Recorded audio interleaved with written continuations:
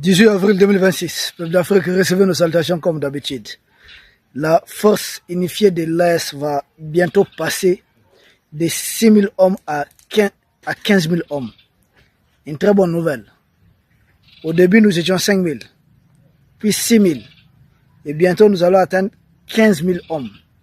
Et pourquoi? Pour essayer de couvrir l'ensemble de l'espace confédéral. Permettre à la force unifiée de l'Alliance des États du Sahel de pouvoir intervenir partout, si possible. Pendant ce temps, quand on parle de la force unifiée de l'Est, il faudrait regarder de l'autre côté. C'est la fameuse force en attente qui est toujours en attente de la fameuse CEDEAO. Parce que cette fameuse force en attente de la CEDEAO, elle attend toujours. Elle attend que les sponsors étatiques étrangers des terreaux la financent pour lutter contre le terrorisme. Est-ce qu'on comprend un peu ces gens? Ces gens prennent des Africains souvent comme des enfants. Ils pensent que les Africains sont très limités intellectuellement. C'est faux. La colonisation mentale a certes fait très mal à l'Afrique, mais il y a encore des Africains qui échappent à leur colonisation mentale, qui échappent au contrôle qu'ils veulent exercer sur les cerveaux de l'homme africain. Peuple d'Afrique, on ne combat pas, on n'élimine pas les problèmes avec ceux qui sont en train d'entretenir les problèmes. Pas qu'ils l'ont créé. Ils n'ont jamais regretté d'avoir créé le terrorisme. Mais ils sont toujours fiers de leurs actes. Ils le disent haut et fort. Depuis que nous autres Africains, nous avons vu Djoulani devenir président. Djoulani qui disent dorénavant, et même ils n'aiment plus l'appeler Djoulani. Ils préfèrent l'appeler par son nouveau nom. J'ai dit à Bordeaux qu'il a changé de nom. C'est ça leur homme. Les Iyad Agali, les Koufa, on ne les souhaite pas. Si les bailleurs qui sont derrière eux, les puissances impérialistes, pouvaient un jour leur permettre d'accéder au pouvoir dans un pays quelconque africain, vous allez voir qu'ils vont changer même de nom. C'est comme si on les, voilà, on les met dans une usine de transformation humaine. Et on pense que maintenant tout est réglé, rien qu'à changer de nom, non. Même si on change de nom, on a toujours le même contenu. Djoulani est devenu chef terroriste. Et pendant ce temps, les Africains sont en train de regarder. Les mêmes terroristes qui ont fait des massacres en Libye, les mêmes au Mali, les mêmes au Niger, les mêmes au Burkina, les mêmes au Nigeria. Et ils sont en train de s'étendre. Ils sont au Tchad, ils sont au Cameroun. Ils sont un peu partout. C'est l'Afrique dans son ensemble qui est dans leur visère. Et pendant ce temps, il y a des pays africains qui dorment. Il y a des sanctions statutaires contre les pays de l'AES. Ils disent venir vouloir former. Nous avons dit former qui? Je pense que c'est nous qui devons aujourd'hui former beaucoup de pays dans le cadre de la lutte contre le terrorisme. Pas quelqu'un qui vient, je ne sais pas, de Virginie ou bien de l'Ohio ou bien je ne sais pas de quoi, d'Alaska. Nous n'avons rien à voir. Ils ne commandent pas le terrorisme chez eux. Ils en sont les fabricants, les producteurs. Ce sont eux qui les entretiennent. Regardez, les terroristes n'ont pas les chaînes de télévision et autres. Qui communiquent à leur nom? Qui fait toute la propagande des terroristes? Quel est le pays qui a mis les plus ses médias au service de la guerre informationnelle médiatique, au service de la propagande des groupes armés terroristes? C'est la jeune française. Et quand on vous dit, nous avons notre plainte contre la junte française pour soutien au terrorisme, beaucoup ne comprennent pas. C'est pourquoi j'ai beaucoup aimé cette mise en garde du chef d'état-major du Burkina Faso. Permettez-nous de saluer les chefs d'état-major des pays de l'AES. Le général Diallo a été très clair. Il a mis en garde contre toute menace éventuelle en destination. Toute menace contre les pays de l'AES. Pourquoi il a dit? La réponse, nous l'avions dans cette augmentation possible à venir des effectifs de la force unifiée de l'AES. 5 000, 6 000 à 15 000 hommes. Et il y a encore des pays en Afrique dont l'effectif même de l'armée, ça ne dépasse pas 15 000 hommes. Donc, nous sommes en train de créer toute une armée. Et les 15 000 hommes, comme l'a dit le chef d'état-major du Burkina Faso, le Burkina aujourd'hui a la présidence de la Confédération AES.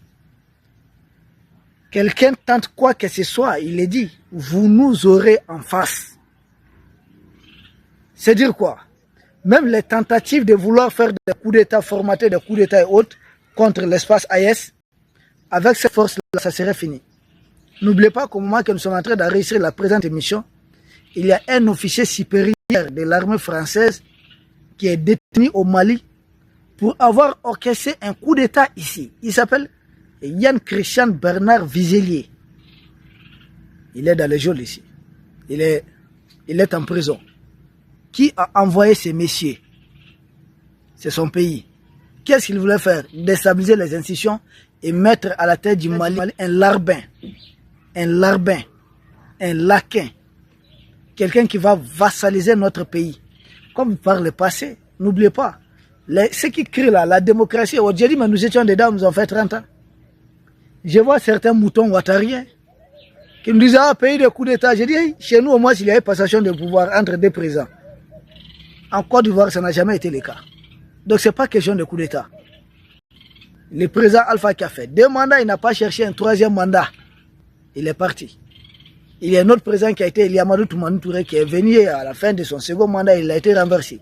Et pourquoi il a été renversé? Parce que le terrorisme a eu raison de lui. À l'époque, nous avons crié. Ceux qui ont dirigé nos pays, peut-être, on nous a inculqué, nous sommes allés brûler certaines armes. On dit les armes des rebelles, des groupes d'autodéfense, plus de 3000 armes. Une démocratie forte n'a pas besoin d'une armée forte. J'ai dit, ah bon, les États-Unis ont combien de têtes nucléaires? Ce ne sont pas les États-Unis qui financent la fameuse démocratie un peu partout dans le monde. Et nous autres Africains, on nous enseigne cette leçon et puis on accepte et puis on se met à pratiquer ça. Nous avons signé des traités bidons là, traité d'Ottawa, je ne sais pas, 1997, qu'il faudrait détruire toutes les mines antipersonnelles. Aujourd'hui, c'est grâce à certaines mines, même si c'est d'une autre dimension, que l'Iran est en train de bloquer aussi en grande partie le détroit d'Ormuz. Certains pays qui sont très hostiles, les juntes mauritaniennes, algériennes, c'était l'occasion de miner nos frontières. Donc on doit indiquer, voici là, par où passer. Des pays baltes qui font face à la Russie, beaucoup d'entre eux ont renoncé à ces traités de mines antipersonnelles parce que ces pays disent être puissants militairement, bien qu'ils soient des pays membres de l'OTAN, et être en première ligne dans l'éventualité d'une guerre contre la Russie. Et ces pays sont retirés de tout traité de mines antipersonnelles et sont en train de reposer des mines le long de leurs frontières avec la Russie. Mais nous autres Africains, pourquoi on nous enseigne des théories bidons qui ne tiennent pas debout et puis on se met à faire ça à 1000%? Aujourd'hui, nous sommes en train de regretter tout ça. Les 3 pays de l'AES, à travers la force unifiée de l'AES, sont conscients de quelque chose. La menace rôde tout autour des pays de l'AES. Les 3 armées nationales ont leur part de responsabilité, d'accord. Nous ne pensons pas que c'est une guerre comme à la Laura Désiré Kabila et puis contre Laura et l'autre la Mobutu, c'est ce Ngbendu qui doit arriver. C'est-à-dire une guerre qui va partir des frontières du Rwanda, du Zaïre à l'époque, prendre les villes une à une, les provinces, jusqu'à prendre la capitale. Aucune armée, les terreurs n'ont pas ce poids. Nos armées sont très solides sur le terrain. Reste qu'elles menacent. Vouloir déstabiliser de l'intérieur, comme ce que Trump a voulu faire. On enlève le guide et puis le régime tombe. Et les chefs d'état-major, les 3 chefs d'état-major, en décidant d'augmenter l'effectif, sans doute pour nous, il est question de sécuriser aussi les institutions. Emmanuel Macron, qui sait, qui a tenté par 1000 chemins, il a dit quoi, lui, Emmanuel Macron, qui est derrière ces terreurs, que les pays de l'Est sont d'accord d'une chose, c'est sécuriser les institutions, c'est-à-dire le pouvoir. Je dis c'est ce pouvoir-là qui fait mal. Parce que c'est ce pouvoir-là qui permet de nationaliser tout ce que vous avez volé par le passé. C'est ce pouvoir qui est en place aujourd'hui, qui a permis par exemple au Mali de revoir les codes miniers. Et Barry de Gaulle à l'époque avait dit non. Ce pouvoir doit être sécurisé. Et aujourd'hui, Barry de Gaulle a accepté. Non seulement ils ont payé ce qu'ils doivent payer, et ils ont accepté d'augmenter de sorte que les recettes de l'État sont aujourd'hui en os. Donc, nous avons apprécié ça. Il y a d'autres encore sociétés, entreprises minières qui ont augmenté conformément au nouveau code minier. Et ce code minier, il fallait la venue au pouvoir de ces militaires patriotes.